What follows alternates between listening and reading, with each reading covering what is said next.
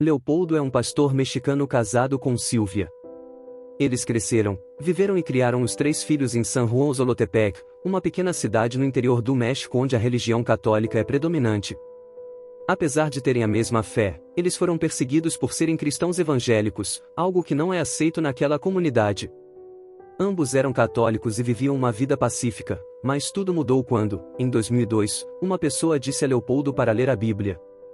Isso despertou algo nele e, seguindo esse conselho, ele viu que a forma de vida que levava estava errada. Algumas pessoas na comunidade começaram a ver a mudança na vida de Leopoldo e se uniram para criar uma congregação.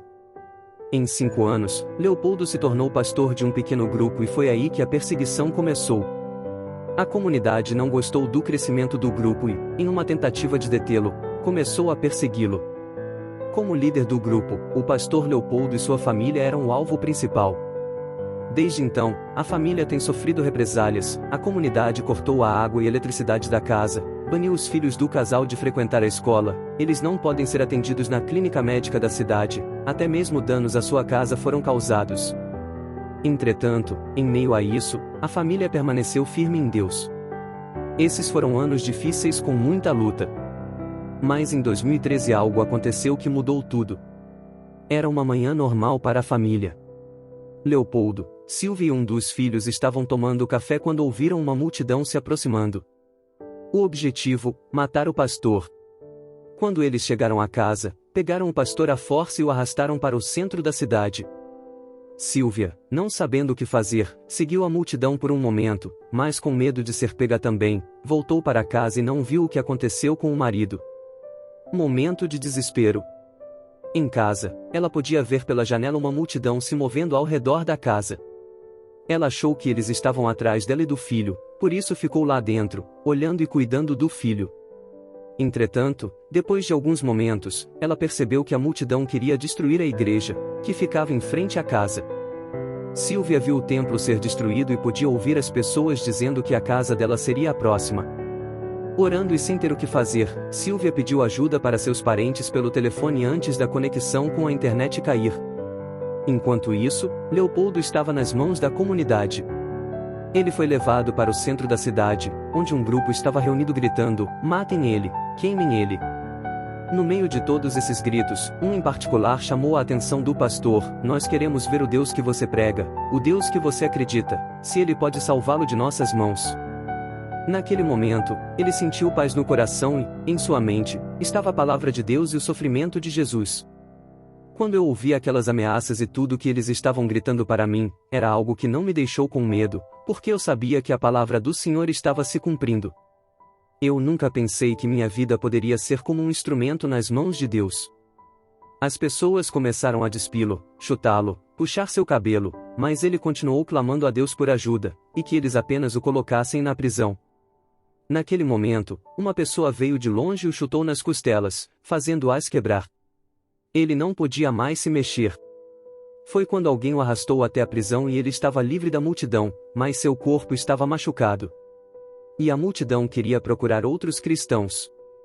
Leopoldo ficou na prisão por 4 dias, sem qualquer assistência médica e sem poder receber visitas. Depois desse tempo, a polícia negociou a soltura do pastor da prisão, mas ele teve que ser levado escondido em um carro para que a multidão não o atacasse novamente. Silvia e o filho também saíram da cidade escondidos, deixando para trás casa, pertences e a cidade onde sempre viveram. Tratando as cicatrizes deixadas no coração. Esse episódio de perseguição afetou grandemente a família de Silvia e Leopoldo. A portas abertas, por meio de colaboradores de campo, ofereceu ajuda à família. Um projeto financeiro foi preparado, um mototáxi. Por meio disso, a família poderia se sustentar. Além disso, a família participou de um seminário pós-trauma, realizado em parceria com um especialista no assunto. O seminário tinha como foco ajudar cristãos perseguidos no México a lidar com seus traumas e alcançou diversas famílias. Apesar de tudo, Leopoldo continua grato a Deus. Eu sou grato ao Senhor porque Ele nos mostrou sua vontade por meio desse testemunho. Hoje, nós podemos dizer que há gratidão em nós porque Deus nos permitiu viver essa situação para que o nome dele seja glorificado e proclamado em cada um daqueles que passam por perseguição. No dia 13 de fevereiro de 2017, o pastor Raymond Ko, da Malásia, foi abordado por homens em 3 SUVs pretos por volta das 10h30 e levado por 15 homens em plena luz do dia. No dia seguinte, Jonathan Ko foi até a delegacia de Kelana Jaya e comunicou o desaparecimento do pai. Em 22 de fevereiro, o inspetor-geral de polícia da Malásia, Khalid Abubakar, promete à imprensa criar uma força-tarefa para encontrar o pastor Ko.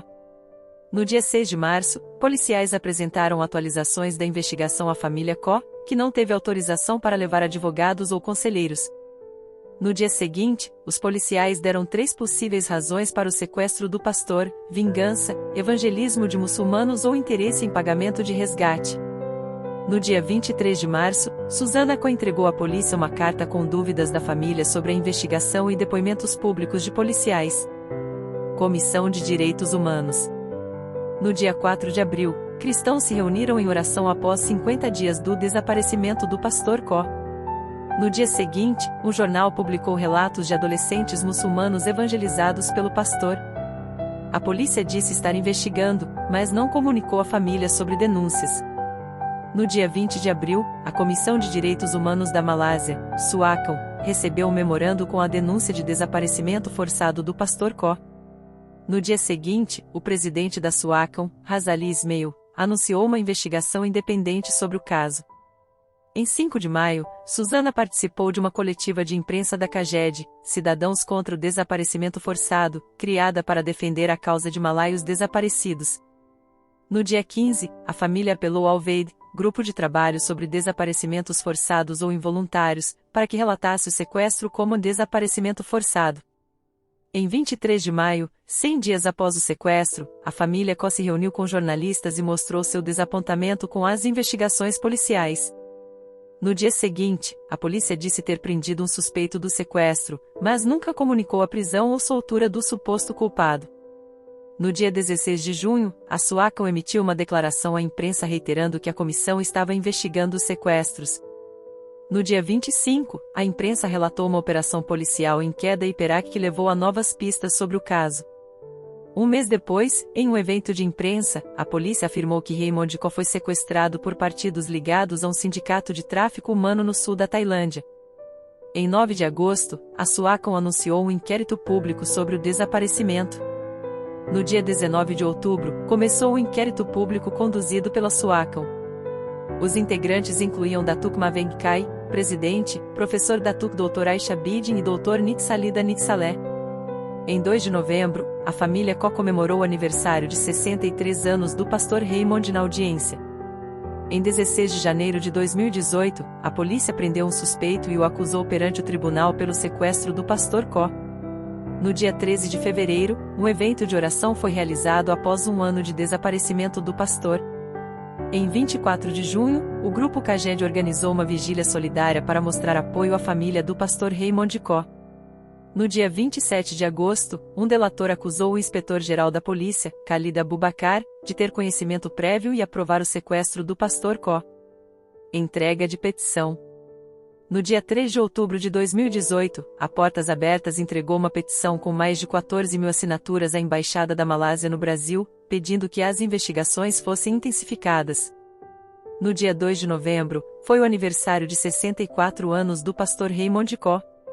Em 2019, no dia 13 de fevereiro, a família Ko apresentou um memorando ao gabinete do primeiro-ministro, pedindo uma nova investigação com equipe independente. Em 3 de abril, a SUAKAM divulgou descobertas em um relatório, afirmando que o pastor Ko foi vítima de desaparecimento forçado pelo Estado.